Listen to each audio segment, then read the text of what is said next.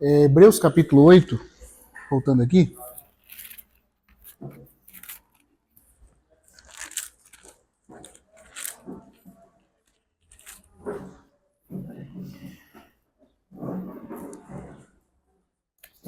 Os primeiros versículos que nós lemos fala que o Senhor Jesus ascendeu, penetrou os céus, está diante do Pai, como liturgo, assentado à sua direita, descansando e ministrando dessa posição. E aí é dito o santuário em que ele oficia agora, né, no qual nós temos parte por causa da sua obra. Mas os versículos que vão nos falar dentro dessa nova aliança, e é muito interessante, irmãos, que o tabernáculo, se você ler o Antigo Testamento, do capítulo 19 até o 25 de Êxodo, os irmãos vão ver uma coisa interessante. Do capítulo 19 ao 24, Deus dá as leis da antiga aliança, da aliança anterior com Moisés, a aliança levítica. Imediatamente após, no capítulo 24, ele dá as leis, né, que perfazem ali aquele acordo, aquele pacto. Moisés immola o sacrifício, asperge o sangue da aliança sobre o povo, e imediatamente Deus fala, faça um santuário para que eu more no meio deles. Querendo dizer que toda aliança tem que ter um santuário. Por quê? Porque é por meio do santuário, é por meio do ofício do sumo sacerdote, por meio do santuário, que tudo aquilo que aquela aliança promete será levado a cabo a favor daquele povo. Sem que haja um sumo sacerdote para ser o oficiante, para ser aquele que garante que as promessas serão cumpridas, talvez o povo não teria como receber as bênçãos e não seria capacitado a obedecer. O santuário existe para que aquele povo imperfeito tenha um meio de, ao desobedecer a lei, não ser excluído por Deus. O santuário está colocado junto com as leis e ordenanças para que, uma vez que as leis e ordenanças forem quebradas por homens imperfeitos, mesmo assim eles continuem, de acordo com essa mesma lei, sendo o povo de Deus. Vocês estão dando para os irmãos entenderem? O santuário, ele precisa estar junto com as promessas e os mandamentos da lei da aliança. Então você vai ver que do capítulo 19 ao 24, Deus dá as leis, as ordenanças, e no 25 ele manda fazer o santuário. Porque as leis e as ordenanças são os mandamentos daquela aliança. O povo vai cumprir? Não. Tanto é que Moisés imediatamente immola o sacrifício. Só que, para que esse povo que é imperfeito, que não consegue por si mesmo cumprir, nem entender a Deus, nem obedecer a Deus de forma perfeita, ainda continue sendo povo de Deus, de acordo com esses termos de Deus, há um santuário para prover graça, prover socorro, prover capacitação, para que eles possam herdar as promessas dessa lei. O problema do povo de Israel é que eles abandonaram até mesmo o que Deus havia instituído com relação ao tabernáculo. Até isso eles desprezaram. Quando eles desprezaram o altar de Deus, desprezaram o que o Senhor havia ordenado como o único meio deles continuarem tendo provisão de Deus para poder estarem diante dele, aí então o Senhor rejeitou o tabernáculo de Siló, como está escrito.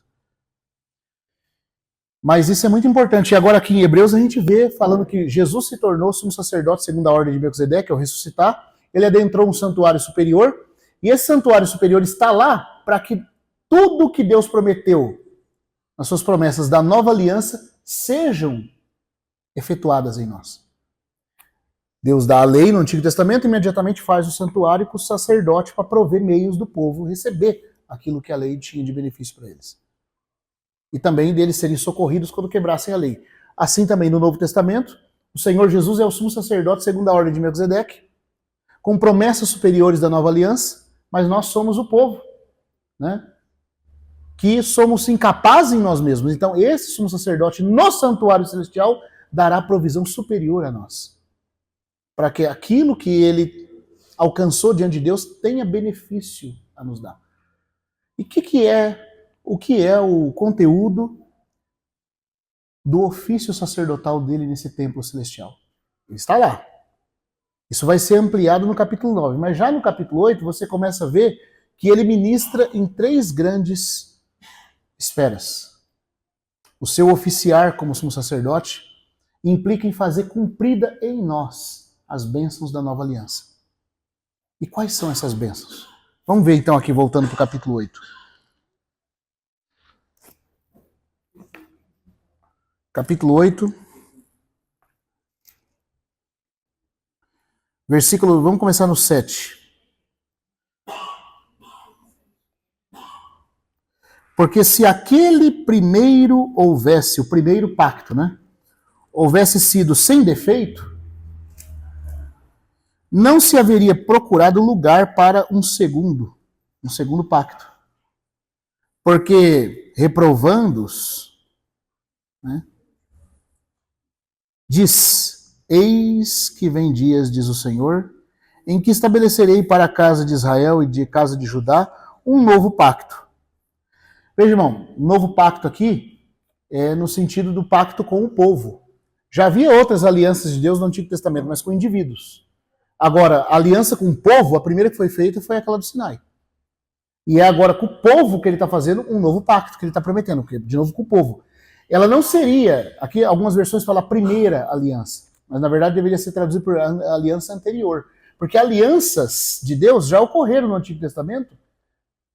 Antes de ocorrer com Israel, Deus fez pacto com Noé. Antes de fazer com Israel. Havia um pacto implícito entre Deus e Adão, que não era declarado, mas havia. Havia um pacto de Deus com Abraão, mas todos esses pactos e alianças eram com indivíduos, nunca era com o povo. O primeiro povo com quem Deus fez pacto foi com Israel. Então é nesse sentido de pacto coletivo, tá dando para entender? O primeiro pacto coletivo foi com Israel. E esse primeiro pacto no sentido coletivo, a Bíblia vai dizer em Hebreus que ele tinha suas deficiências. Ele tinha suas deficiências. Por isso Deus buscou um novo pacto coletivo. Porque eu vou confessar para os irmãos que isso era um problema para mim quando eu li. Eu falava, mas peraí, Deus fala que aquele pacto com Israel foi o primeiro? Ele não tinha feito um com Abraão, um com Noé, mas aqueles eram com indivíduos. O primeiro pacto coletivo foi com Israel. Foi com Israel. E agora ele fala de um novo pacto que vai ser firmado com eles. Aí tem uma coisa que eu já toquei com os irmãos no domingo. Com quem que Deus disse que ia fazer esse pacto novo, irmãos? Aqui, de acordo com Hebreus, o autor de Hebreus está citando a profecia de Jeremias. Jeremias, se eu não me engano, capítulo 31. Né? O que Deus fala em Jeremias? Eis que vem dias que farei um novo pacto com casa de Israel e com a casa de Judá.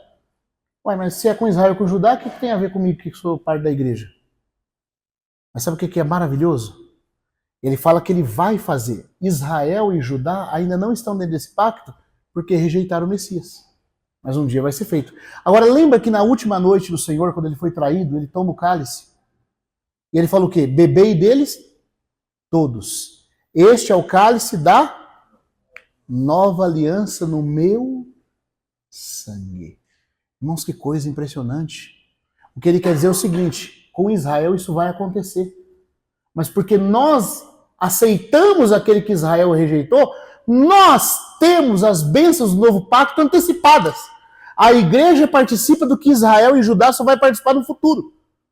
Nós somos o povo do novo pacto. Pacto coletivo de Deus. Feito no sangue do Senhor Jesus. E aí, então quer dizer que tudo isso que ele vai fazer com relação a Israel é realidade para nós.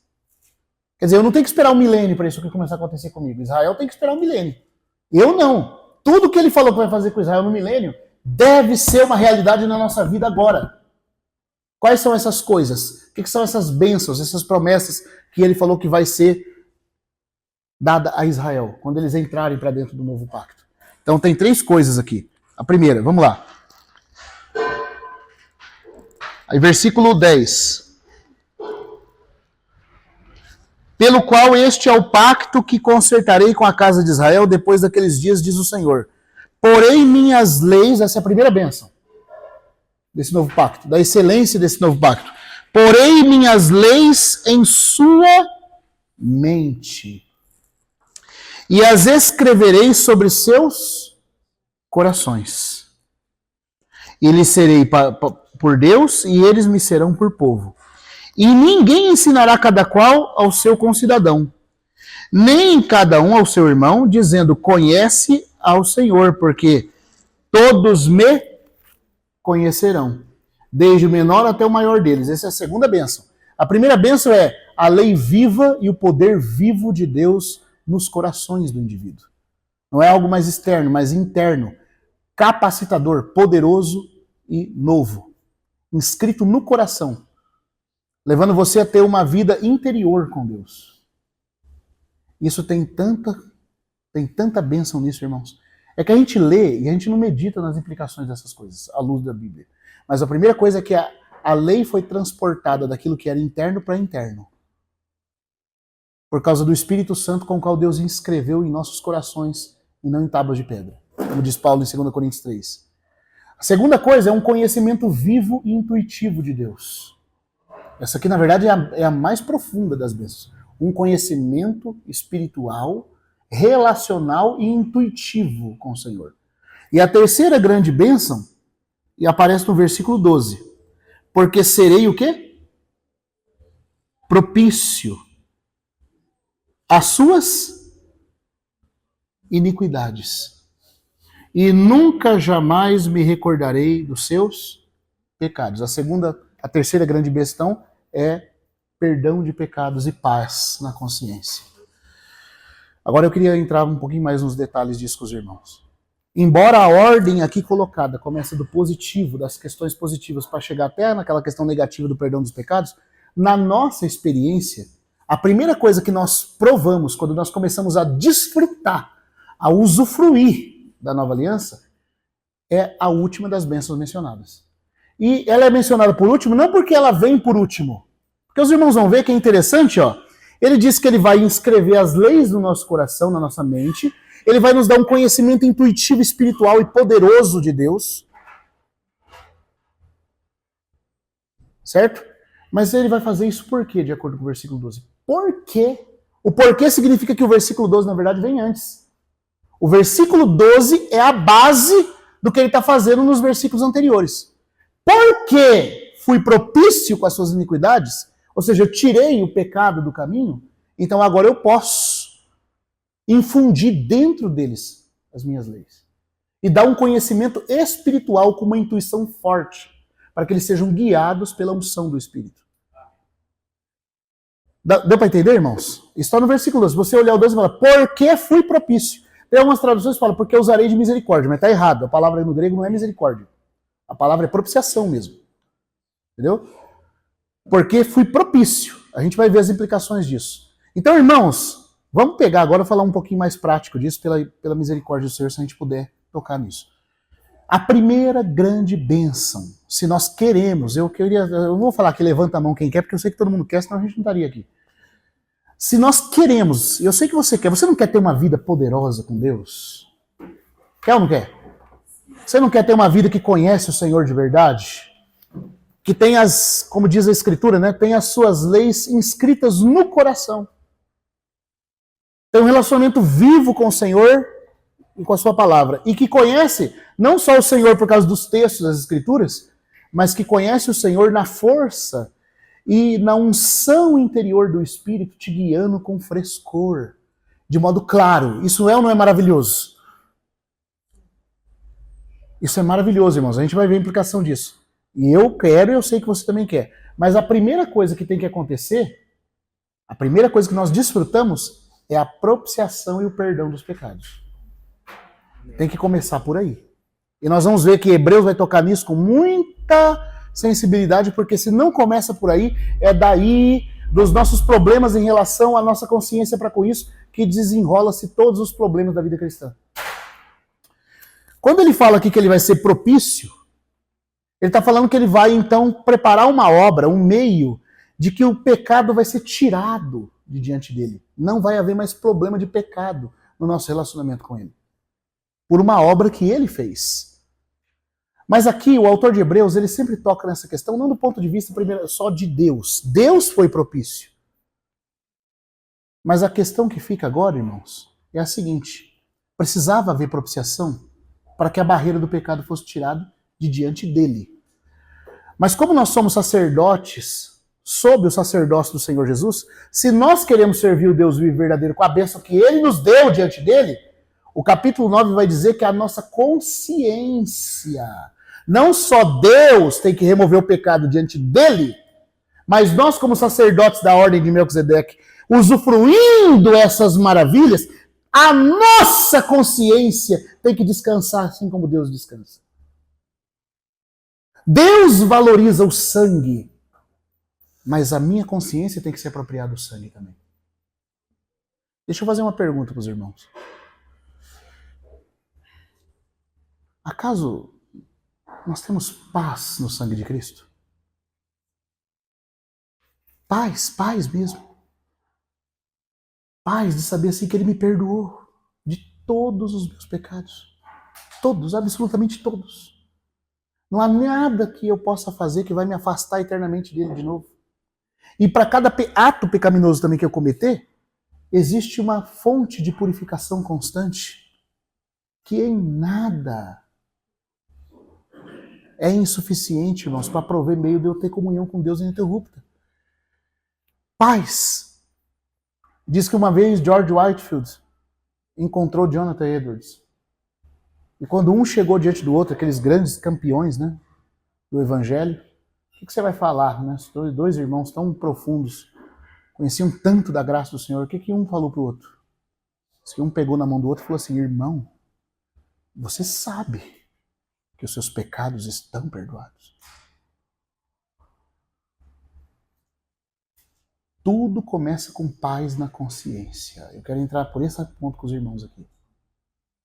Se a nossa consciência tem algum problema de não ter paz com Deus, os problemas para que a gente possa usufruir das outras bênçãos da nova aliança estão instaurados.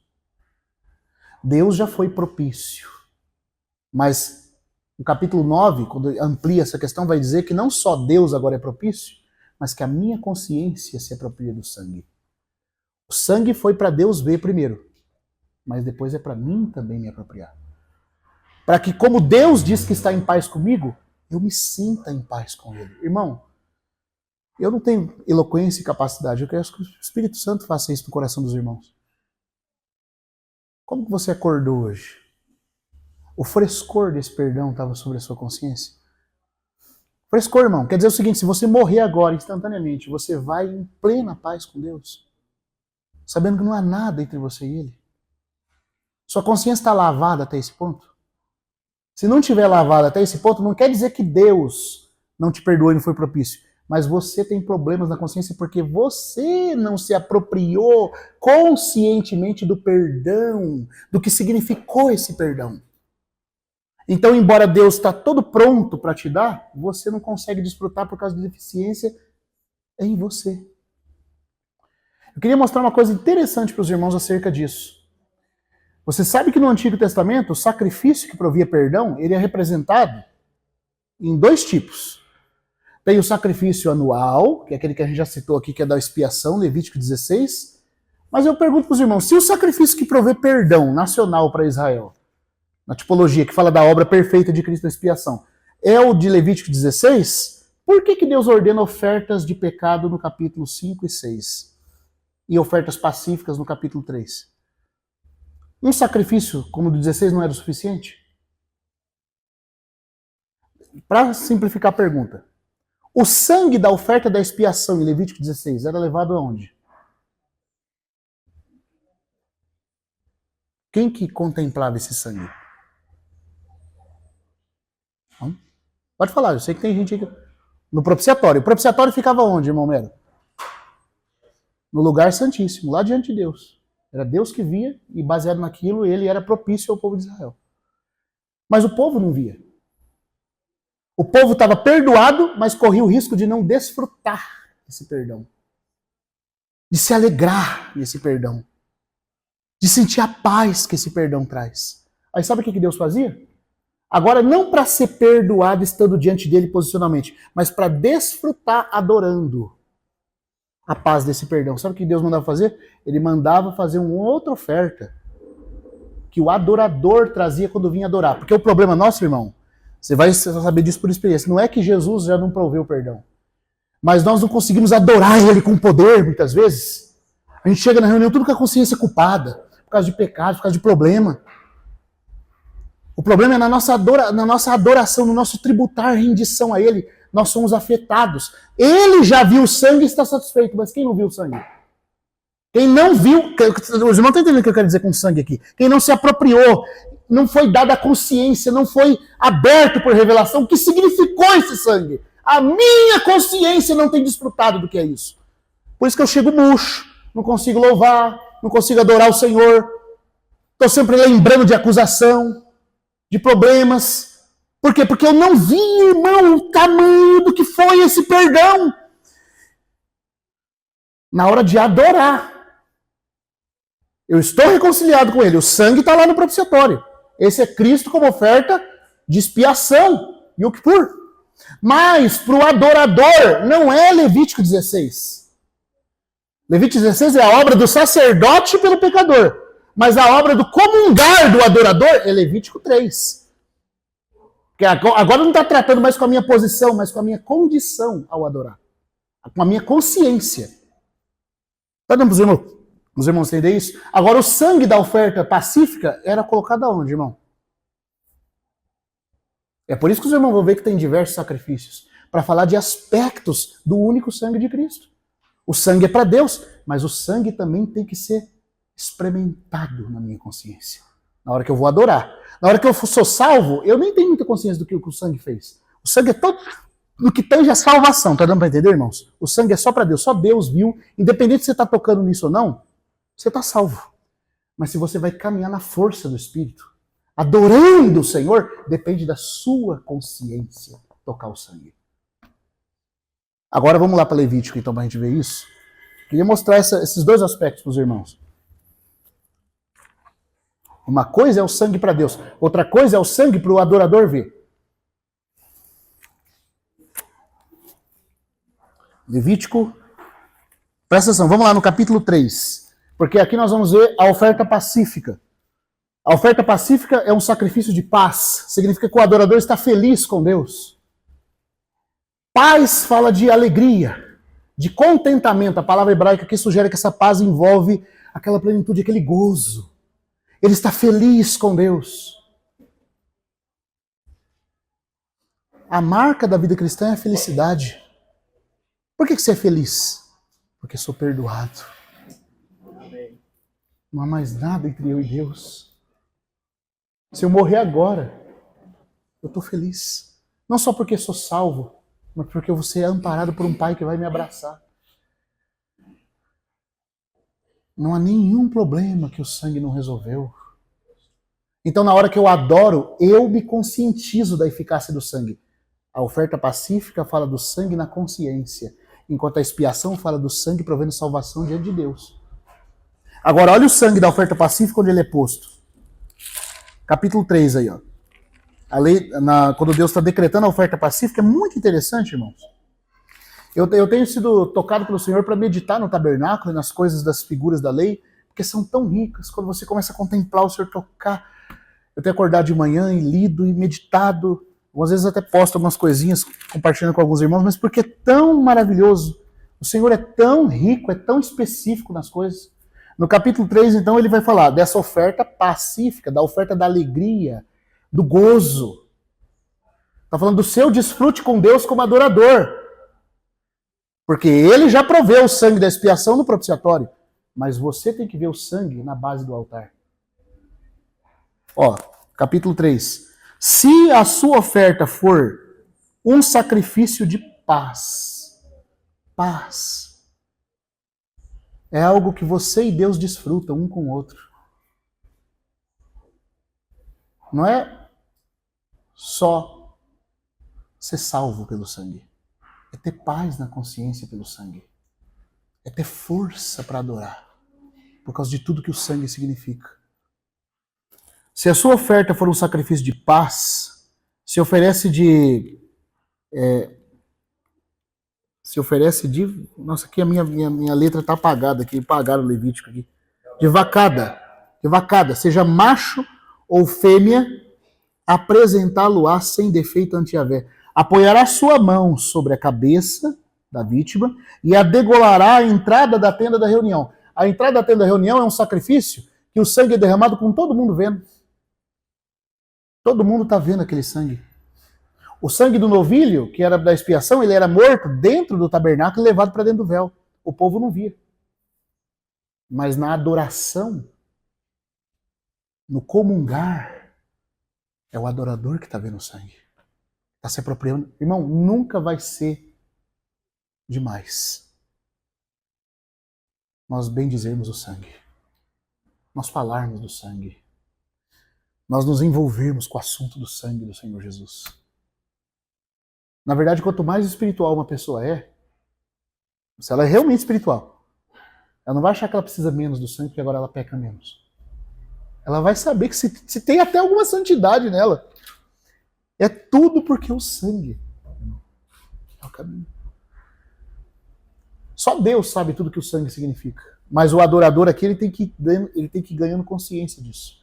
E é por isso que essa oferta é chamada de paz. Paz para quem? Não é mais paz para Deus. Deus já está reconciliado no propiciatório. É paz para a consciência de quem está adorando.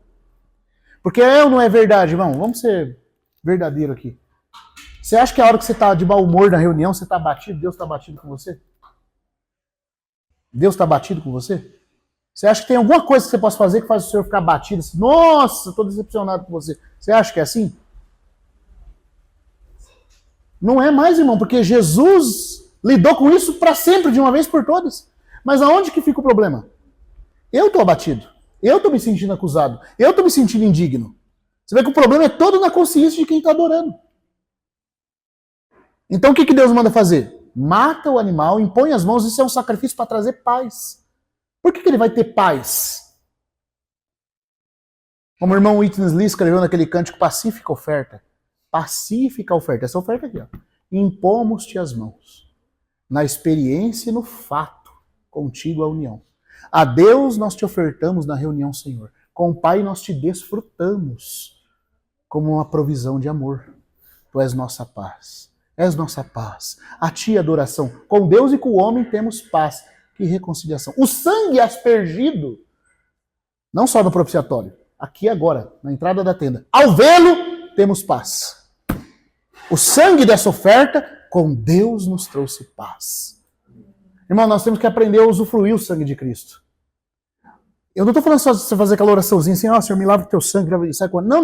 Para e pensa no que esse sangue significa. Pede ao Senhor que o Espírito Santo abra o seu entendimento. Para você tocar no poder do sangue, na virtude do sangue, para a consciência ser purificada pelo sangue.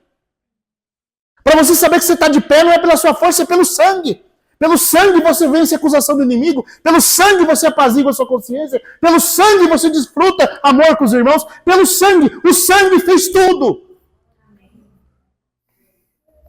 Porque senão, irmão, se cada hora que a gente for adorar o Senhor, for comungar junto, a gente for olhar em alguma coisa para ver se tem alguma coisa boa em nós, estamos acabados, estamos liquidados.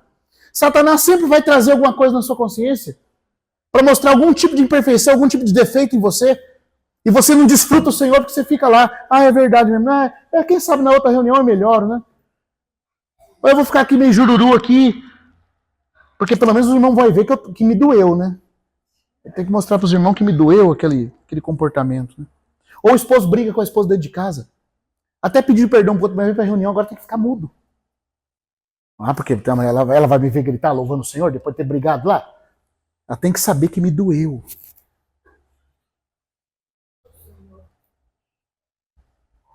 Aí você fica se auto-acusando.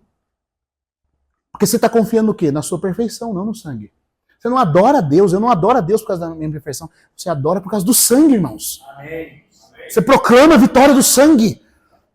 Você sabe que você está diante dele por causa desse sangue. E à medida que a gente vai exercendo a fé nisso, vamos pedindo para o Senhor nos dar luz para ele, para o Espírito Santo abrir, nós vamos vendo tudo que está implícito, irmãos.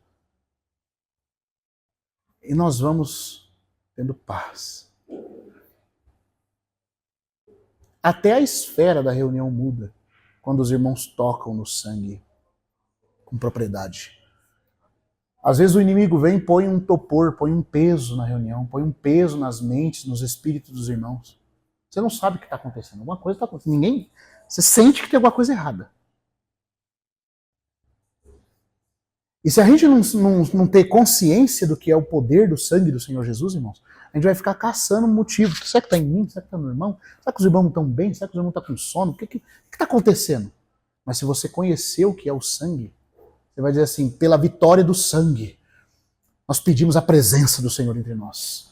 Pela vitória do sangue, nós nos levantamos. Pela vitória do sangue, nós rejeitamos todo o poder das trevas e acusação do inimigo. Pelo sangue, porque nós sabemos, até em parte, não 100%, mas nós estamos nos apropriando de tudo que o sangue significa, porque para adorar e comungar com o Senhor, não basta Deus ver o sangue, o sacerdote tem que ser purificado. Esse sangue que purifica o sacerdote é representado pela cinza da novilha, no sentido do andar e conduta dele, e é representado pela consciência que ele toma do valor do sangue, quando na oferta de paz, ele vê o sangue, não só Deus. Para a sua salvação, bastou Deus ver, mas para o seu crescimento e comunhão, você tem que ver. Senão você vai ser alguém salvo, mas sempre fraco. Sempre procurando perfeição em você, sempre arrebentado quando acontecer algum problema. Desculpa falar essas coisas aqui, meu irmão, mas o que acontece com a gente ou não acontece? É só comigo que acontece isso. Porque pode ser que eu sou o único carnal, que não tem problema nenhum. Os irmãos vivem tudo, né? Já vive assim, tudo no terceiro céu já. Mas eu garanto pra você que a hora que você acorda de manhã, o seu pensamento já é infectado por um monte de problemas. Você vai se olhar no espelho e falar, nossa. Aí já vem as contas, quem pagava, o problema do vizinho que não resolveu. Você não consegue adorar o Senhor. Você não consegue tocar no que Ele é. Mas se você vê, o irmão Josino estava falando antes que não sabe se foi o irmão Gino ou o irmão Deus que deu um exemplo. Tudo que o sangue implicou para Deus, irmão. Que a gente é como aquele torcedor que vai assistir o jogo depois que ele já acabou. Então você está torcendo, vamos supor, né? A última taça que a seleção brasileira levou foi em 2002. E você vai assistir o jogo do Brasil contra a Alemanha, você sabe que o Brasil ganhou. Mas aí tem todo aquele drama ali na hora que você está assistindo. Você sente as emoções. Mas por que você pode ficar em paz? Porque o resultado você já sabe.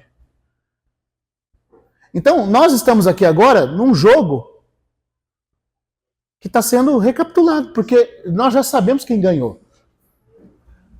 E se eu me basear na vitória dele, eu posso descansar. Ele falou, está consumado. Amém.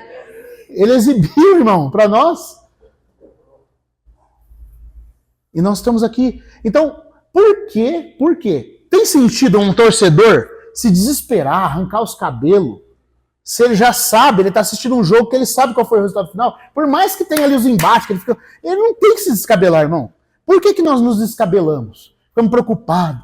Ai, meu Deus do céu, olha esse defeito meu, olha isso aqui. Porque nós não conhecemos tudo que está dentro do sangue. Tudo que implicou aquela fala do Senhor, tetelestai. Deus viu, mas Deus não quer só que ele veja.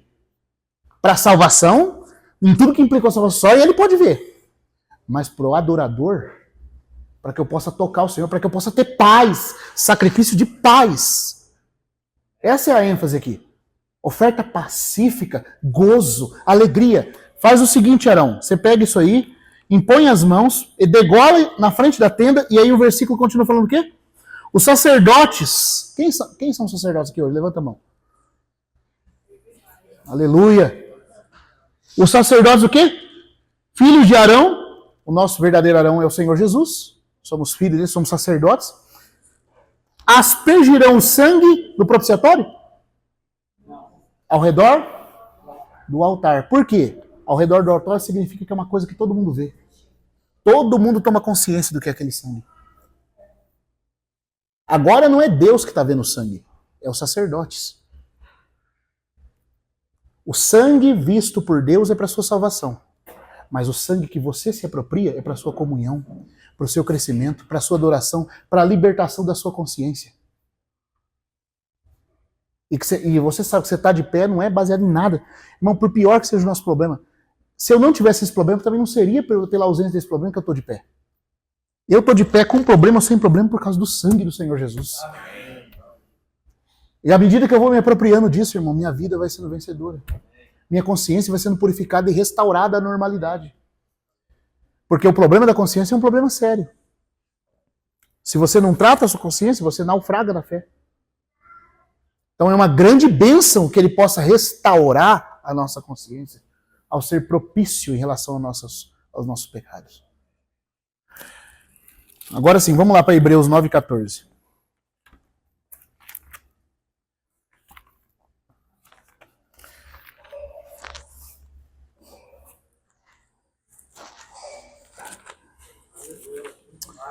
Muito mais. Muito mais. Algum irmão quer ler em alto e bom som? Hebreus 9,14. Muito mais o sangue de Cristo, que, pelo Espírito eterno, a si mesmo se ofereceu sem mácula a Deus, purificará a nossa consciência de obras mortas. Aleluia. Para servirmos aos Deus vivos. Aleluia! O sangue purifica a consciência para você servir. Tem a ver agora com a sua comunhão, com a sua conduta, com a sua adoração. Para você sacerdotizar, irmão.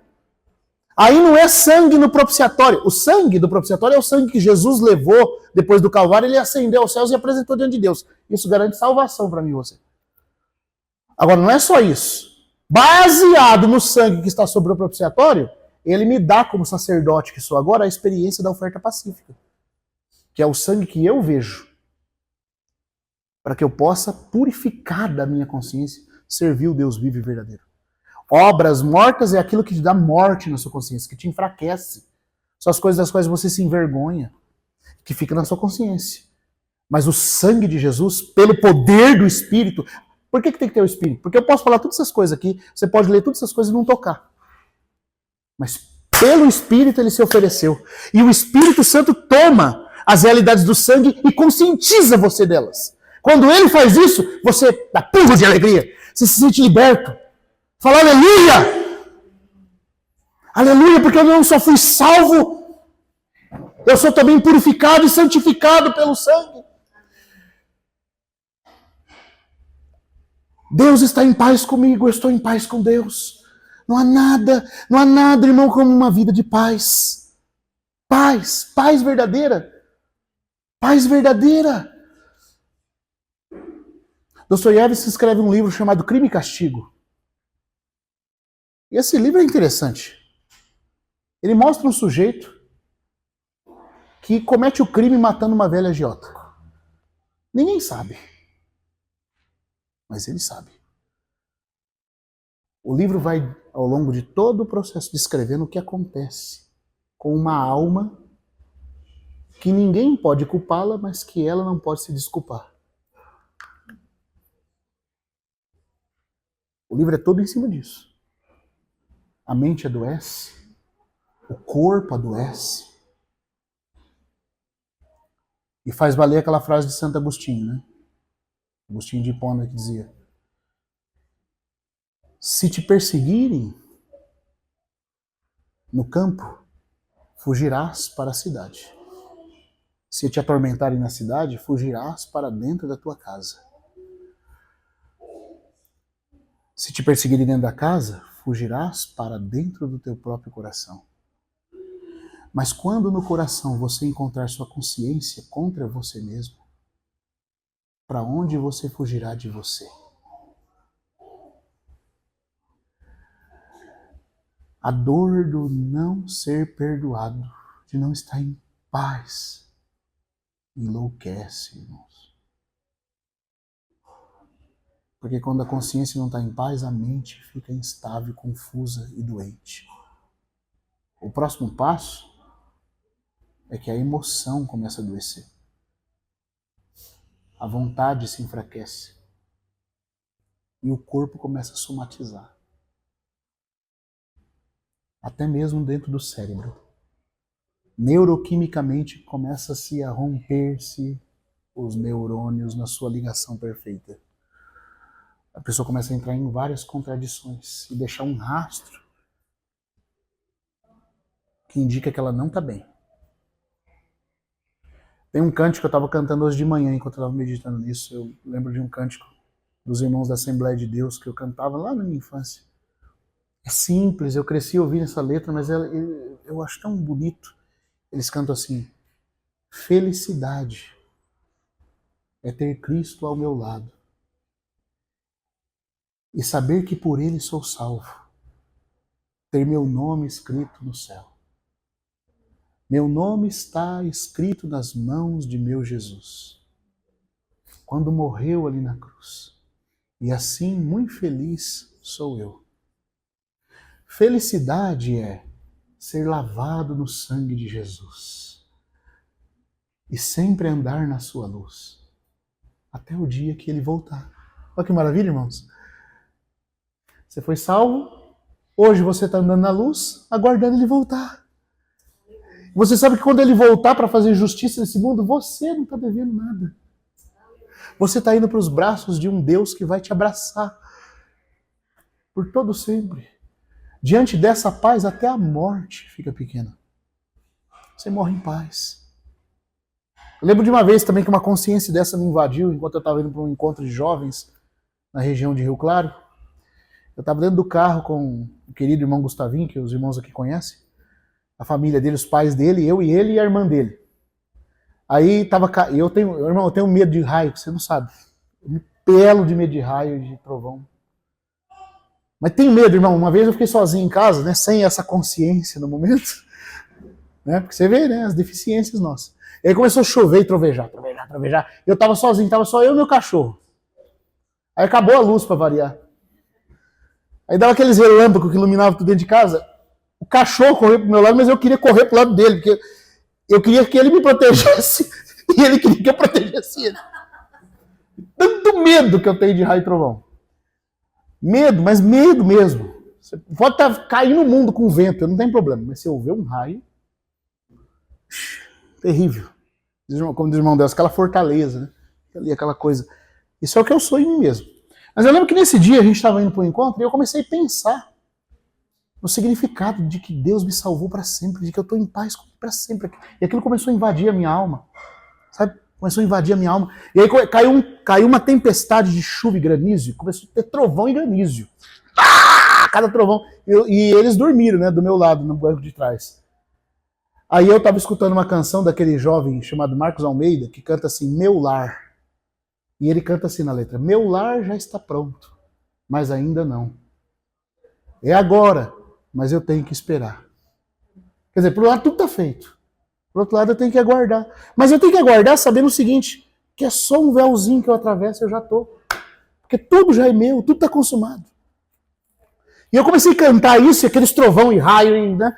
Aí chegou uma hora, a irmã estava dirigindo assim, o irmão dirigindo, a irmã do lado, aí deu um trovão, irmão, caiu um raio perto do carro. A irmã deu um grito, né? Sai! É normal, né? Ela gritou assim, o irmão pegou o volante aqui porque ele assustou.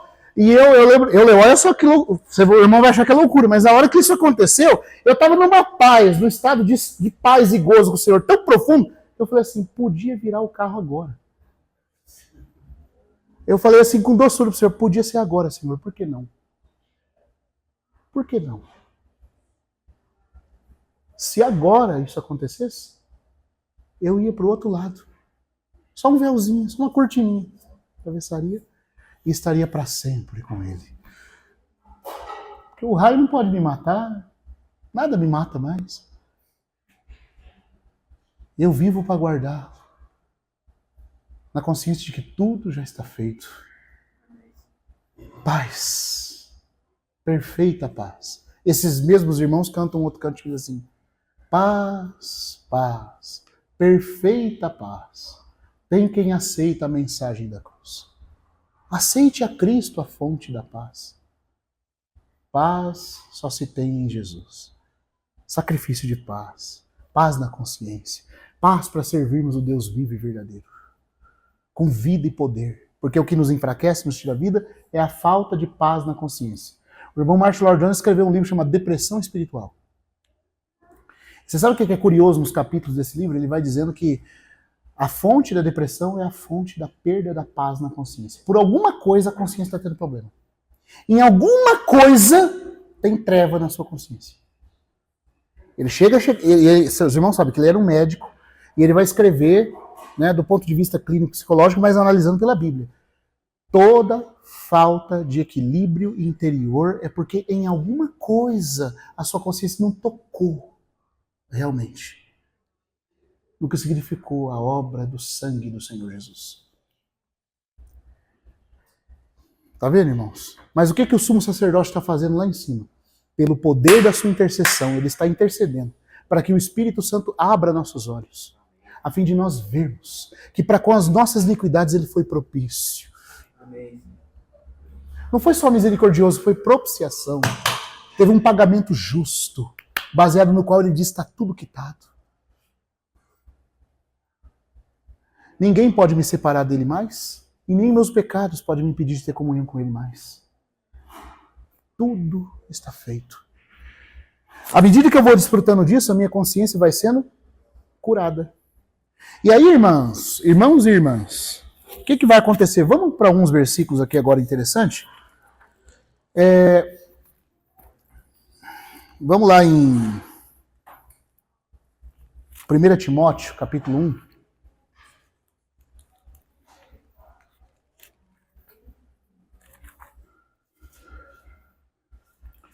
Mas você entende que isso tem que ser pelo poder do Espírito. Se o Espírito da verdade não nos guiar para dentro de toda essa realidade, nós não temos poder de produzir isso, irmãos. Eu só estou usando esse exemplo pequeno meu. Quem que você acha que pode tirar o meu medo de morrer numa circunstância? Como é que alguém pode chegar diante da morte, do perigo da morte, e não ter perda de paz? E pelo contrário, naquele exato momento eu falo isso que o senhor sabe que era verdade que eu estava sentindo. Eu desejei passar para o outro lado naquele momento. Naquele estado. Por quê? Porque é quando o Espírito Santo ilumina os olhos do nosso coração, e como diz o irmão Romeu, ele nos introduz para dentro da realidade espiritual de alguma coisa e você toca. Você toca, aquilo te toca, ocorre, sabe? E você vê que não foi só Deus que está vendo o sangue agora você está contemplando. Então a sua adoração sai de outro jeito. Irmãos, queira o Espírito Santo nos visitar com essa realidade a todo momento. E o nosso coração está aberto para receber isso a todo momento. Porque Jesus, um dos ofícios dele como sumo sacerdote, é ministrar toda a eficácia do que foi a sua propiciação. Perfeita, para dar paz perfeita. Aí, 1 Timóteo capítulo 1, versículo 5, vai dizer o que para nós? Alguém quer ler de novo em alto e bom som? Eu estou falando para ler porque às vezes eu demoro aqui, porque a Bíblia textual ela joga os livros fora de ordem aqui, e eu demoro para achar. Capítulo 1, versículo 5. Ora, o fim do mandamento é a caridade, de um coração puro e de uma boa consciência, e de uma fé não fingida. Ele diz que o fim último da ordenança que ele dá a Timóteo para que não se ocupem com outras coisas, a não ser com a economia de Deus, com o dispensar de Deus, com todas essas realidades que Cristo ministra, é para quê? Visa o amor, que a Bíblia da irmã minha também traduz caridade. Caridade é o verbo latino caris dei, é o dom de Deus. Eles chamam de caridade, não nessa forma semântica que a gente entende de dar pão para o mendigo, embora você tenha que fazer isso. Se você ama de verdade, você vai fazer isso. Mas não é nesse contexto só. Caridade, caris dei, significa o dom de Deus. E o dom de Deus é o amor. O dom supremo que vem de Deus é o amor. Por isso que algumas traduzem a palavra ágape do grego para caridade. É traduzindo do grego para o latim. Mas é o amor, o ágape. Aí diz que esse ágape, que fala da manifestação da vida de Deus crescer em nós, ele vai proceder de onde, irmãos? Do quê? Nascido de um coração puro e de uma boa consciência e de uma fé sem fingimento, sem hipocrisia. Então, o coração. É muito interessante que lá também, quando fala da ministração do Senhor Jesus no santuário celestial entrando em nós, a primeira coisa que fala, ele fala: escreverei na sua mente as minhas leis e no seu coração as gravarei. Ele está repetindo Jeremias. Veja como é que ele dá atenção ao coração. E qual é a parte principal do nosso coração? É a segunda palavra que é usada aqui: consciência. A consciência é o órgão principal do coração. Por isso que você tem que cuidar dela. Você não pode deixar ela ficar sendo acusada ou tendo manchas ou problemas. Por quê? Porque senão o próprio coração não vai poder conter a fé e o mistério da fé. Eu quero entrar mais um pouquinho mais profundo com os irmãos nisso. Uma consciência não saudável causa uma mente doente em todos os sentidos. E uma vontade fraca que não consegue crer. Por isso a consciência tem que ser cuidada. O próprio amor, a manifestação da vida de Deus em nós, depende de eu ter uma consciência boa. Por exemplo, nós estamos falando aqui da consciência boa que adora livre, com poder e realidade o Senhor por causa do que o sangue fez. Se você não tiver uma consciência que se sente perdoada, você não vai conseguir tributar amor a Deus, vai sentir medo dele. O resultado é que esse medo, como diz João, vai produzir o quê? Tormento. Por que os incrédulos não têm uma boa relação com Deus? Você fala de Deus para eles, a primeira impressão, se eles entender que o Senhor vem salvá-los, é querer fugir, irmão, é odiar mais a Deus. A lei incita o ódio, porque a lei condena. E a condenação, que é o princípio da lei, faz com que aquele que é condenado odeie quem o condena. A consciência não estando boa, não estando se sentindo em paz com Deus, você não vai ser aperfeiçoado no amor, porque essa consciência acusada vai experimentar o quê? Falta de acolhimento, falta de amor, falta de perdão. Isso vai fazer com que você não seja alguém que tenha o amor aperfeiçoado. Vai travar alguma coisa dentro de nós. Então Paulo fala que o amor, que é o crescimento da vida, procede de alguém que tem um coração purificado por ter uma boa consciência. A consciência é uma das partes do coração.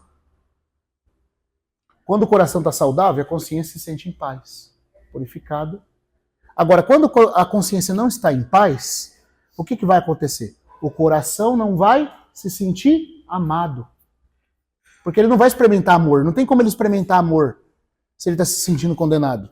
Por ele não experimentar amor por se sentir condenado, ele não vai se sentir amado. Quando a pessoa não se sente amada, qual é o próximo passo? Aí nós vamos entrar na psicologia bíblica agora. Os irmãos vão ver que vários problemas psíquicos e de depressão têm a ver com isso. Vamos lá em Colossenses capítulo 2 agora.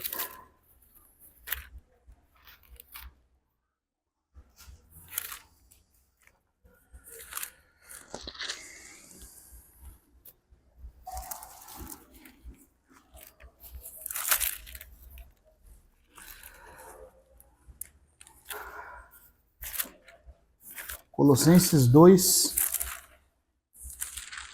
do versículo 1 em diante.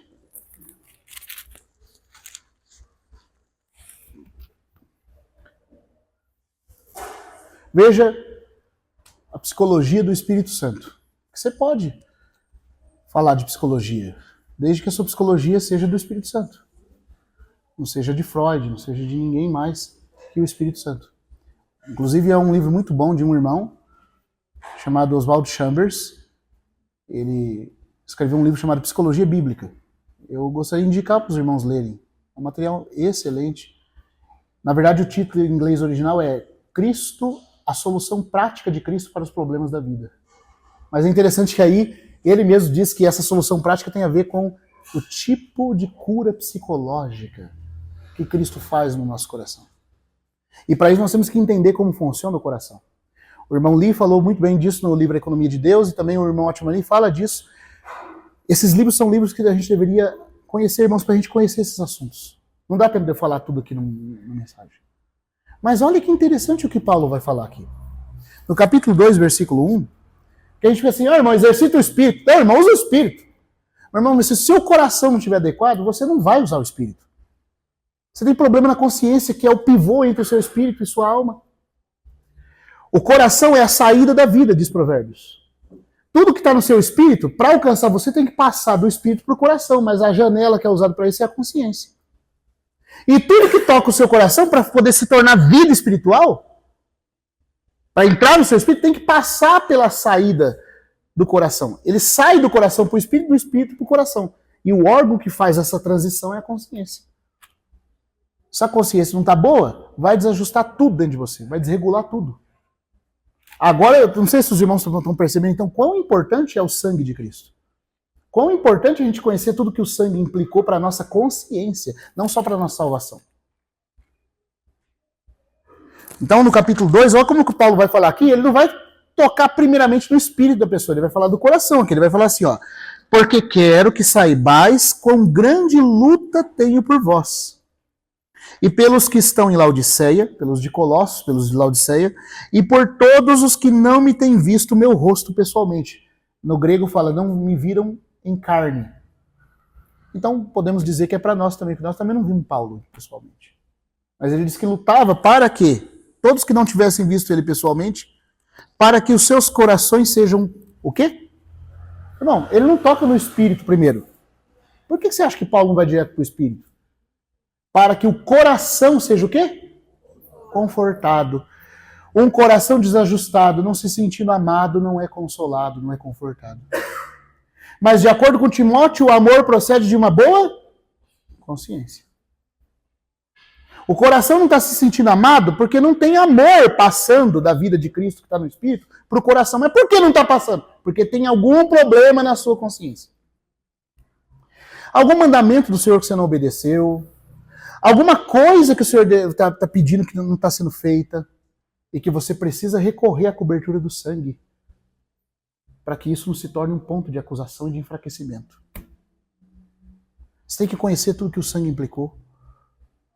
Porque o coração não confortado vai causar o quê? E Paulo está falando que o coração tem que ser consolado. E o que mais?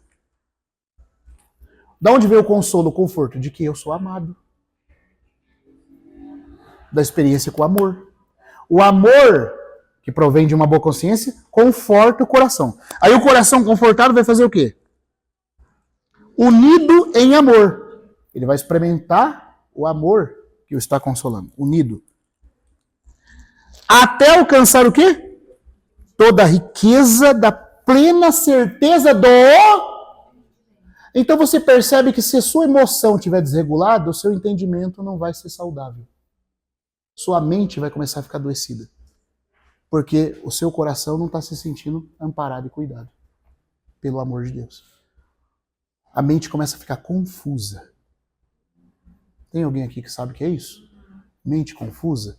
Tem muitas irmãs que vieram falar comigo, irmãos também, mas mais irmãs. Eu tenho visto que tem sido mais experiência das irmãs. Irmão, eu leio a Bíblia e não gravo nada. Esqueço tudo, minha mente fica voada, perdida. Mente confusa, voada, perdida, é sinal de coração não confortado em amor. Existe alguma carência que está acontecendo no seu coração, você não está experimentando o amor de Deus. Porque quando você não se sente amado e protegido pela proteção que vem do amor, porque quem é amado é cuidado. Se você está cuidado, você está protegido. Se você não se sente protegido, nem cuidado, nem amado, você fica desesperado. Você tem que se virar. Você é igual um filho que foi posto no mundo e tem que se virar sozinho. Como você não tem um pai que te cuida, que te ama, que te protege, você tem que se virar. E aí entra o desespero. Entra a falta de amparo no coração. E essa falta de amparo faz a mente ficar confusa, porque ela não sabe que caminho tomar. Aí, irmão, a mente confusa faz com que você não consiga ter uma memória saudável, ter pensamentos ordenados.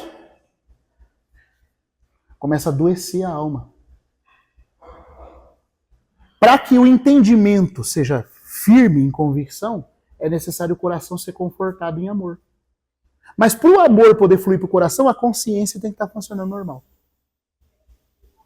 E para a consciência funcionar normal, só o sangue do Senhor Jesus pode trazer isso. Você começa a perceber então que não é uma questão simples isso, irmão? Porque está falando do amor de Deus crescendo em nós e nos edificando como casa espiritual e sacerdócio espiritual. Mas por que eu não experimento isso na minha vida? Começa lá atrás na consciência. Alguma coisa Deus está pedindo e essa consciência que devia ser boa para conseguir entender, não está conseguindo, né, ser ouvida, me fazendo obediente. Aí cria problema. Cria problema. Criou problema na consciência, vai gerar o quê? Vai gerar uma fé fingida, porque eu não vou conseguir crer no que Deus está falando, porque eu tenho problema. Como é que eu vou ficar de pé diante dele? Essa fé fingida, com a consciência contaminada, vai levar à falta de amor, porque não tem como a vida de Deus, que se manifesta no amor, passar do espírito para o coração, com a consciência tendo problema. O coração não sendo acalentado em amor, não vai produzir riqueza de entendimento. E aí eu não vou conseguir tocar Cristo. Aí eu vou ler a Bíblia, vai dar sono. Vai ser mais divertido estar com as pessoas do que estar com os irmãos. Vai ser mais alegre eu fazer qualquer outra coisa, a não ser ler a Bíblia. Qualquer outra coisa vai me chamar mais atenção. Por quê? Porque o coração tem problema para absorver, para compreender o mistério de Deus Cristo. Mas tem problema no coração porque tem problema no entendimento. Tem problema no entendimento porque tem problema na emoção, que não está sendo acalentada pelo amor. Não se sente amado. Amparado pelo amor. E não se sente amado e amparado pelo amor porque Deus não ama? Não, é porque em alguma coisa a consciência tem problema. Porque o amor procede, passa por uma boa consciência. Os problemas psíquicos todos começam a ocorrer por aí. Perda de estabilidade na consciência. Vamos lá num outro texto, em 1 João.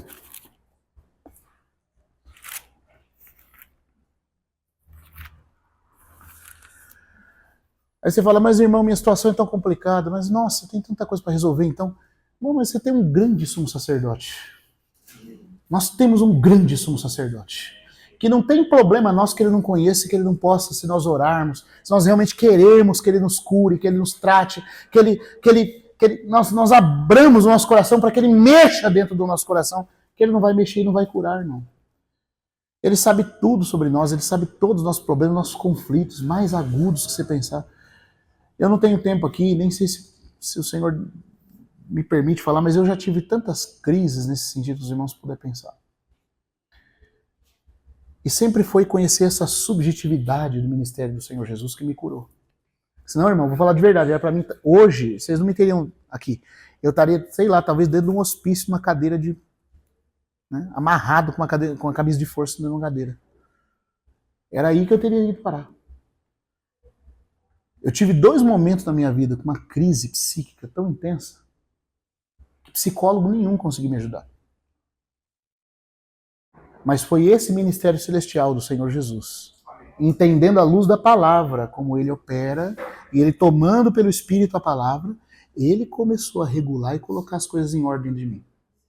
Mas se não fosse ele, irmão, psicólogo não vai te ajudar não. O psicólogo pode ajudar você a entender, talvez, uma manifestação do quadro clínico da doença que a sua alma tem. Mas a cura não é ele que vai te dar. É o seu grande sumo sacerdote idôneo e compassivo. É ele que vai fazer isso. Mas você precisa entender o mecanismo do seu coração. Como ele está operando. Por que o sangue é tão precioso?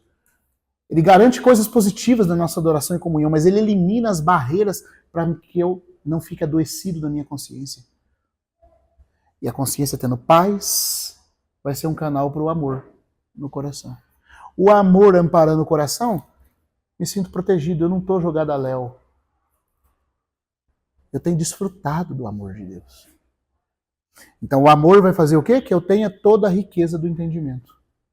Porque os pensamentos estão sóbrios. Eu sei de onde vim, porque estou aqui para onde vou. Tem alguém que como amigo me guia. Cuida de mim. E não cuida exteriormente. Ele pode resolver situações externas, sim, pelo poder dele, mas está falando de um guiar interior. De alguém que tem infinita paciência comigo. Que me entende e me ampara. Que eu sei ouvir na comunhão. Aí, irmão, aí eu vou crescer espiritualmente, que aí eu vou começar a compreender o mistério de Deus Cristo, em quem todos os tesouros da sabedoria e do entendimento estão escondidos. Mas se o Espírito Santo não tomar a palavra e não fizer esse escrutínio dentro de nós, irmão, nós vamos passar ano, entrar ano, passar ano, entrar ano e vamos ser os mesmos. Sem transformação, sem fruto de santidade. Porque tudo depende disso. 1 João 3, versículo 20. Alguém quer ler de novo?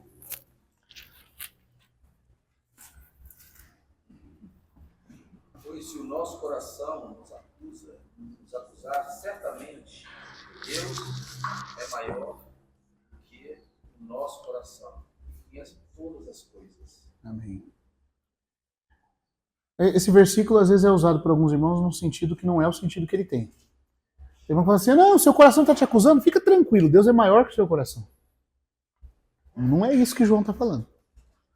João está falando que nós temos que amar de fato e de verdade, porque o amor é a expressão de uma condição saudável que a vida de Deus está crescendo em nós, para que nosso coração fique tranquilo diante dele. A tranquilidade provém de um coração que é amparado em amor e que vive o amor. Mas, o que pode comprometer o crescimento do amor? Problema na consciência. Porque o amor, para poder funcionar normal, tem que passar pelo caminho de uma consciência boa. Aí ele diz assim, amados, se o coração nos acusa, Deus é maior que o nosso coração. E conhece todas as coisas. O que ele está querendo dizer é o seguinte, se você não consegue ter paz no seu coração, se o seu coração, que já não conhece todas as coisas, te acusa, imagine Deus que conhece todas as coisas. Como é que ele vai poder você ter paz com ele, se no seu próprio coração você não tem paz? Essa é a ideia de João, porque ele está falando que se nós amarmos, nós vamos ficar tranquilos diante de Deus com o nosso coração. Se nós não amarmos, nós vamos estar mentindo. Gerou uma hipocrisia na nossa consciência. Está entendendo? A consciência fica envenenada, ela fica manchada por qualquer coisa, irmão, que na luz de Deus nós deveríamos obedecer, deveríamos, contando com a suficiência desse sangue, né, nos colocar e avançar no Senhor, mas a gente não conta, a gente não confessa, não se apropria do sangue, vamos escondendo as coisas, aí a consciência fica manchada. Aí o coração se incomoda. O coração se incomoda, não tem paz para estar diante de Deus. E Deus sabe muito mais do que o seu coração acerca de você. Se o coração já te condena, imagine Deus que conhece todas as coisas, no sentido de que você não vai estar em paz com Ele, porque nem seu próprio coração tem paz com você. Imagine com Deus que é mais santo que o seu coração. Então a primeira coisa que uma pessoa que quer andar com o Senhor, ela tem que cuidar é do coração e da consciência dela. Sobre tudo que te deve guardar, guarda o teu coração, porque dele procede as fontes da vida. E o caminho de Deus para cuidar do nosso coração nesse sentido foi prover o sangue do Senhor Jesus em primeiro lugar. Amém, irmãos?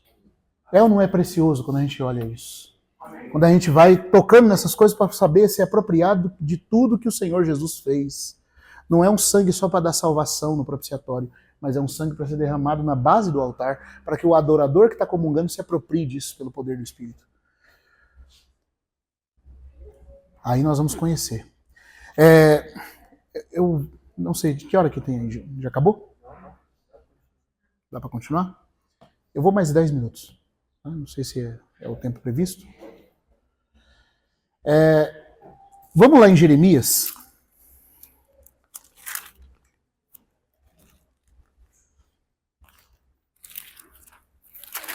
Vamos ver esse texto que o autor de Hebreus cita, dessas bênçãos celestiais ministradas pelo sumo sacerdote no céu, vindo até o nosso coração, para que nós, como sacerdotes, possamos servir o Deus vivo e verdadeiro e a casa espiritual de Deus seja edificada.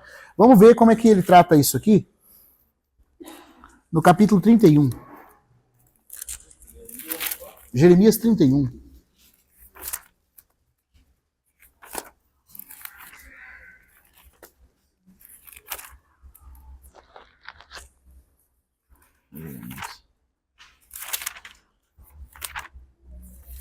Oh, Senhor Jesus. Quando ele está falando dessa nova aliança,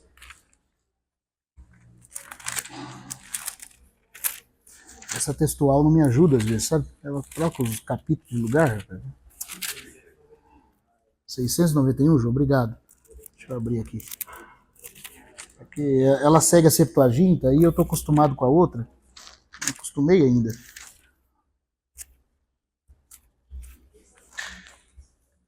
Jeremias 31. Vamos ler aqui o versículo 13. 13 não, 33. 31, 33.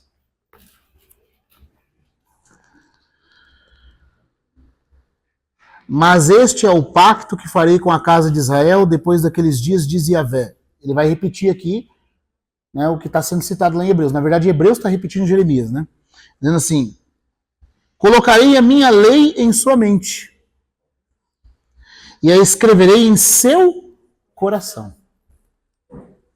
A expressão mente, aqui no hebraico, é nas suas partes ocultas. O íntimo, as partes ocultas. Por quê? Aqui tem um detalhe, irmãos, que a gente tem que entender da questão da poesia hebraica, porque Jeremias e os profetas às vezes usam o recurso poético da fala.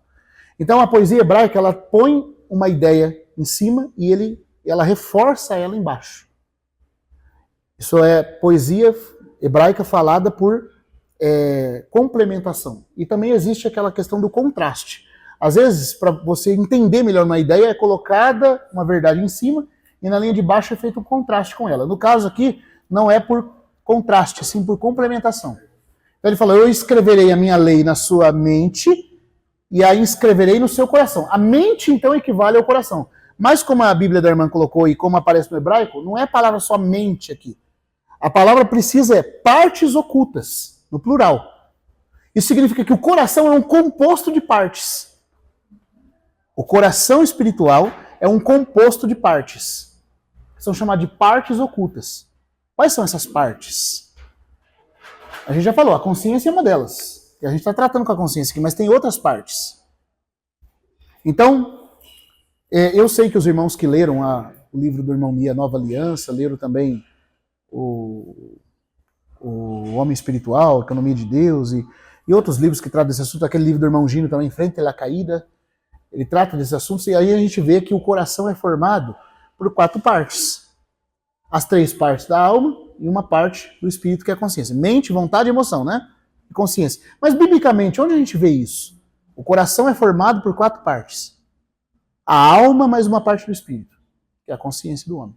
A gente pode ver isso, por exemplo, que o coração tem a consciência como uma das partes. Né? Você pode tomar isso aí lendo o texto de Hebreus 10, 22. Eu vou citar alguns versículos e pedir para alguns irmãos ir lendo, tá? Então vamos lá. O coração tem consciência. A consciência é uma parte que está dentro do coração. Hebreus 10, 22. Quem pode ler?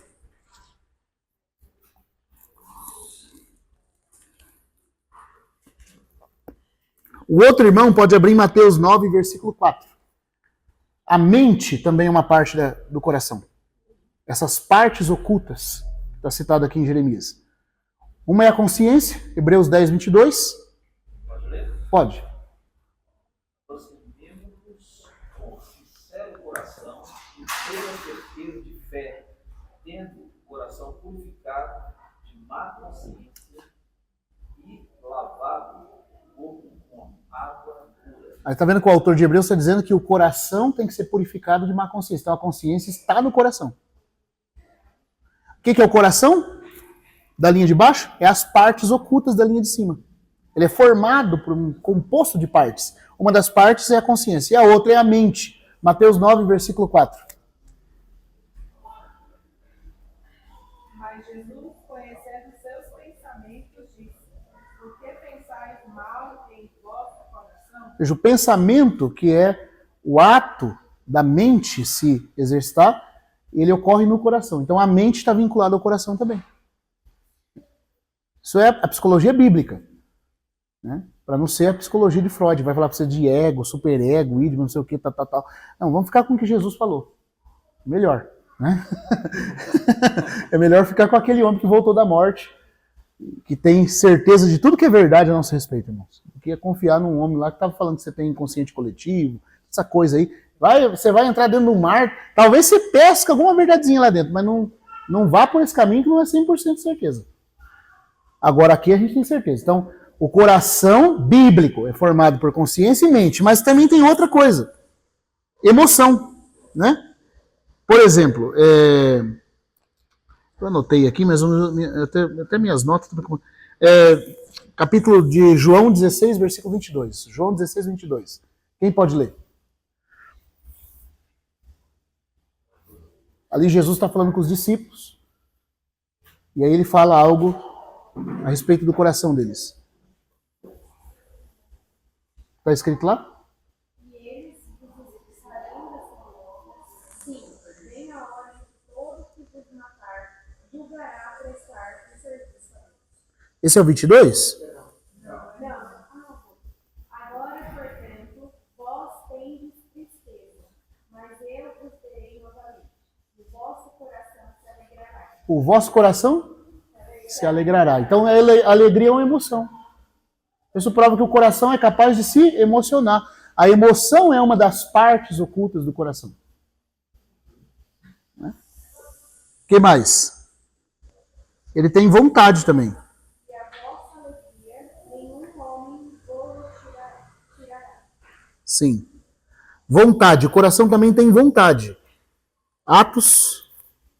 Vamos ver aí. Atos capítulo... Deixa eu ver se eu anotei aqui. Tomei nota desse texto. Atos 11, 23. Claro, tem outros versículos, tá, irmão? Isso aqui foi só alguns versículos que eu tomei nota, tá? Só pra a gente ver que tá escrito, vendo que o coração é isso. Atos 11, 23. Vamos ver se eu tomei o versículo certo, né? Quando chegou, e viu a graça de Deus, e regocijou, e exortava a todos a permanecerem fiéis ao Senhor com firmeza de coração. Firmeza de coração. Com um propósito firme no coração. O que é isso? Isso é vontade forte. Se decidir pelo Senhor. Firmeza. Então o coração tem a vontade. Então o coração tem mente, vontade, emoção e consciência. Né? Só que eu queria mostrar uma outra coisinha para os irmãos. Porque essas partes são vários cômodos. E tem cômodo que se subdivide em outro cômodo. Uma coisa que não está presente em algumas obras, mas quando a gente analisa, né? Analisando os termos que a própria Bíblia usa, tem uma outra coisinha que está lendo do coração. Vamos lá em Hebreus 4:12.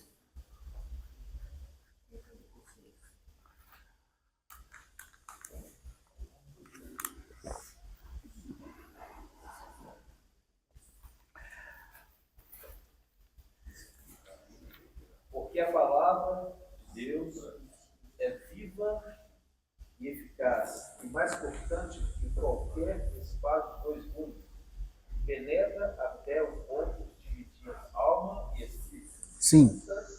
e medula, e é apta para discernir os pensamentos do nosso coração. Sim. A palavra usada aí diz que a palavra de Deus é viva e eficaz e penetra dividindo alma de espírito, juntas e medulas. A tradução nossa fala que ela divide a alma do espírito. Mas o grego, segundo o grande erudito John Bengel, o que o grego fala é que essa espada, que na verdade é uma adaga, uma faca, que vai entrando, porque aqui nós somos expostos como aquele sacrifício, e o Senhor Jesus, como sumo sacerdote, ele vem examinar-nos e limpar-nos por dentro do seu ministério sacerdotal. E aí ele toma a palavra viva de Deus. Por isso, irmão, que é muito... Isso aqui já está entrando naquele segundo ponto, que é a lei inscrita em nossos corações. Né? Quando ele vai fazendo a palavra dele ser viva, ele começa a curar-nos de dentro para fora. E não só curar-nos, mas nos transformar, nos purificar e nos transformar. De dentro para fora. A palavra de Deus é tomada pelo Senhor Jesus, energizada no Espírito Santo, e ela penetra. A ideia no grego não é que ela vai lá e divide a alma do Espírito. Bengel diz que a expressão grega significa que ela entra como uma faca de dois gumes, e ela, no caminho que ela vai entrando, ela vai separando, à medida que ela entra, ela vai separando, e ela chega dentro do Espírito e divide o Espírito em várias partes. Aí ela pega as partes do Espírito e separa em partes menores. Aí ela entra dentro da parte da alma, e ela, dentro da própria alma, ela faz uma separação. Mostrando o que foi a sua emoção nesse momento. Que aqui você pensou, mas não amou. Aonde que a emoção se misturou com a vontade de forma desequilibrada. Ela vai fazendo isso. Ela vai separando. Sim, ela separa o espírito da alma. A ideia está presente aí. A ideia não é um desossar. Não é desossando. Não é desossando. Ela vai desossar, ela vai lá dentro. Escrutinando. Porque a ideia é que o sacerdote pegava aquela faca aguda e ele corta, não só separando osso de osso, mas separando o próprio osso dentro. Ele separa a junta da medula. O que ele faz com a junta e a medula, porque aqui de novo é a questão da poesia hebraica, o que a faca, a adaga afiada faz? Você sabe como é que é difícil separar a junta de uma medula dentro de um osso? A faca tem que ser muito certeira. Mas ele não faz isso só com relação ao osso e à medula. A palavra de Deus faz isso dentro da nossa alma. Ela vai lá dentro da alma e ela separa o espírito da alma e depois ela separa as partes da alma entre si. Essa é a ideia. E depois ela vai no espírito e separa as partes do espírito entre si, mostrando o que realmente está acontecendo dentro do seu espírito. E o que realmente está acontecendo na sua alma. E aonde começou a sua alma e onde continuou seu espírito no processo. Porque, irmão, isso aí, você pensa que isso aí é pequeno? Me diga um psiquiatra que é capaz de fazer isso. Você pode deitar num divã de um psicanalista, ficar 20 anos contando sua vida para ele. Depois de 20 anos, talvez ele vai falar assim, agora nós estamos começando. Mas, irmão, quando o Espírito Santo toma a palavra de Deus, ele penetra. Ele vai lá dentro. E aquela parte sua, a ideia aqui é que o sacerdote faz isso para ver onde está a impureza dentro de cada parte. O que o autor de Hebreus está dizendo aqui pelo poder do Espírito é que o Espírito Santo toma a palavra e ele demonstra para você a verdadeira natureza do que está ocorrendo dentro de você. E aí você consegue ser curado de verdade. Amém. Ele traz à tona isso e ele purifica e salva você. Pelo poder da palavra. Isso é complexo para nós, irmãos, porque nós somos muito superficiais. Nós nem temos condição de saber onde a nossa alma começa, onde o nosso espírito continua, no processo de qualquer coisa que a gente está fazendo. Mas o que está tendo dito aqui é que o Espírito Santo toma a palavra e ele faz exatamente isso. Ele mostra, aqui você estava no Espírito, mas aqui entrou algo da sua alma. Por esse e esse motivo. Eu vou dar um exemplo mais prático para os irmãos, mas eu quero ainda me deter numa outra palavra aqui. A palavra de Deus não só separa alma de espírito, assim como a faca separa a junta da medula,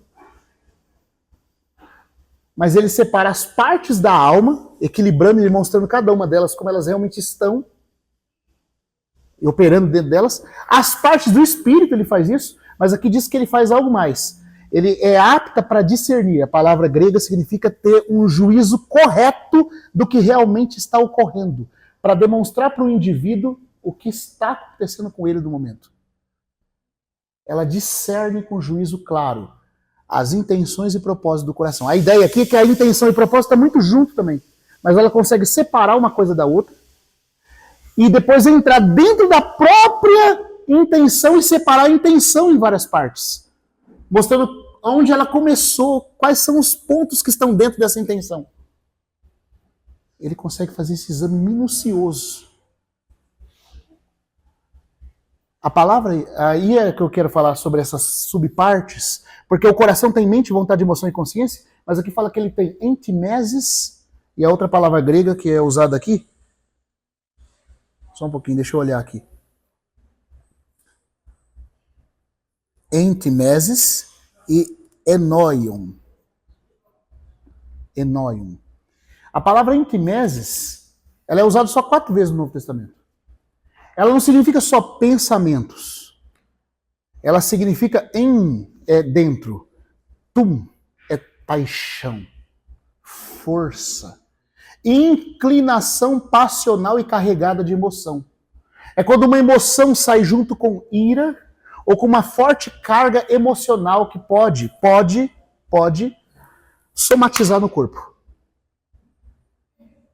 O que está sendo falado aqui é que a sua mente, no processo de dianoia, que é o processo facultativo de pensar, ela é influenciada por descargas emocionais finas. É aquele pequeno ímpeto que você tem no momento. Sabe quando você ouve uma notícia ou acontece alguma coisa, antes de você processar de forma racional, você reage por instinto, seria? Esse é o entimeses que está aí. E é dito que a faca do Espírito Santo entra dentro disso aí. Separa em partes, regula, discerne e traz à tona a verdadeira natureza. Irmão, que psicólogo, hein? O enoion significa a parte que depois que a emoção já apareceu, chega a se tornar pensamento claro na mente. Mas o que está sendo falado aí, irmão, eu acho que Freud tiraria o chapéu aqui, porque está falando que ele entra naquela parte subconsciente da sua emoção que está guiando o pensamento que vai se tornar um raciocínio. Ou seja, ele não espera você pensar, ele discerne quando ainda está na inclinação que vai virar o pensamento. É assim que ele discerne você. Sem minha palavra, sem que me haja palavras. Tu já conheces todas. Mas eu gosto desse texto aqui, porque aqui está mostrando ele entrando. Ele fazendo isso lá dentro. E te curando. E inscrevendo nessas partes o que vem dele em nós. Vou dar um exemplo para os irmãos aqui. Eu vou parar daqui a pouco, só vou contar um exemplo. Quantas pessoas hoje, por exemplo, crentes inclusive, estão adoecidos porque eles vivem numa síndrome, essa geração Z nossa, né, que fica sempre só no computador, ninguém quer trabalhar, todo mundo é delicado demais, emocionalmente abalado demais. Aí pega isso aqui, cria uma rede social. Vai lá pro Instagram. E aí a vida dele é postar e receber like. Ele tem que receber like, porque senão ele não se sente amado, né? Só que perceba, esse senso de carência emocional que ele tem é um desequilíbrio emocional que nem ele sabe que está ocorrendo dentro dele. Ele não sabe por que ele está pedindo like o tempo todo. Na verdade, isso é uma carência de amor. Se você julgar de uma forma só externa, você vai falar que é vaidade, mas não é só vaidade. Tem uma raiz de carência amorosa nesse processo, de amparo amoroso. Então ele dá lá a foto, ele posta, ele tem que postar, todo mundo tem que ver a vida dele para poder dar o ok, né? Quando ele não recebe muitos likes, ele vai lá para baixo. Porque, tadinho, não tem corações apoiando ele. Falta amor. Né? E tem irmãos que sem querer, sem prestar atenção, ele posta até coisas espirituais, mas está misturado as coisas do espírito com a carência emocional dele. Ele quer pregar para os outros, falar que ele pregou bonito, mas ele não sabe disso. Ele está achando que está fazendo para a glória de Deus. Estou dando um exemplo, tá, irmãos? Ele gosta de usar palavras difíceis para parecer que ele é intelectual, a fim de que todo mundo note ele. Ele tem que manter isso. Só que tudo isso indica o quê? Pobreza de amor em Deus. E aí nós não temos como discernir, baseado em nós mesmos, onde começou aquilo que é genuinamente espiritual e aquilo que está provindo da nossa alma. Mas aí, irmãos, eu dei esse exemplo num vídeo que eu estava... Porque foi uma coisa que o senhor fez comigo, sabe? Estou falando aqui de coisa assim... Você toma uma palavra, o Espírito Santo, por misericórdia, toma uma palavra de Deus, uma palavra. Vou tomar um exemplo aqui. Ele toma a adaga, e aí você vai para Hebreus 13 e está escrito assim: contentai-vos com as coisas que tendes. O que é contentar? É estar contente, satisfeito. Contentamento. Por quê? Aí ele dá o motivo. Porque ele, bendito Senhor, porque ele tem dito: nunca te deixarei, jamais eu te abandonarei. E aí teve um irmão que tomou esse versículo e eu estava lendo ele falando, ele falou assim: olha, as pessoas que têm carência de que todos tenham que elogiar, ela tem que ser aprovada por todos, nunca experimentaram o contentai-vos, porque ele tem dito. Aí esse irmão fala assim: Jesus te contempla a todo momento, portanto você está livre da necessidade de ser visto e elogiado.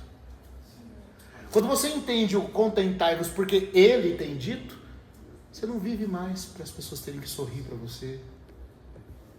Alguém muito mais doce e amoroso te contempla, irmãos. Para que a gente tem que manter as máscaras? Então você percebe como é que a palavra vai lá e cura essa carência emocional sua. É o Espírito Santo tomando a palavra de forma viva entrando dentro das partes mais minuciosas da sua alma, das partes adoecidas do seu psique e aplicando a palavra a você. Isso salva, irmãos. Isso cura. Isso devolve sanidade mental. Isso transforma o ser humano. Porque ele tem dito: eu nunca te deixarei. Amém. Jamais eu te abandonarei. Então agora, se eu estou com muita gente me vendo, com pouca gente me vendo, se eu sou visto, não sou visto, se eu sou amado ou não sou amado, já não faz diferença. Eu vou aprendendo, como Paulo, a viver nele uma vida imperturbável. Estou dando um exemplo, mas tem muitos outros casos, né? Que a gente poderia ilustrar de como o poder da palavra de Deus, viva, zoificada em si mesma, tomada pelo Espírito, ela faz o que nenhum psicólogo pode fazer. Mas para que ela faça isso, eu preciso começar pelo sangue. Preciso andar com Deus baseado no sangue. E a hora que as minhas aflições estiverem acontecendo, a hora que as minhas angústias da mente, da alma, desajustadas, estiverem tomando conta, estiverem tomando controle, eu vou provar.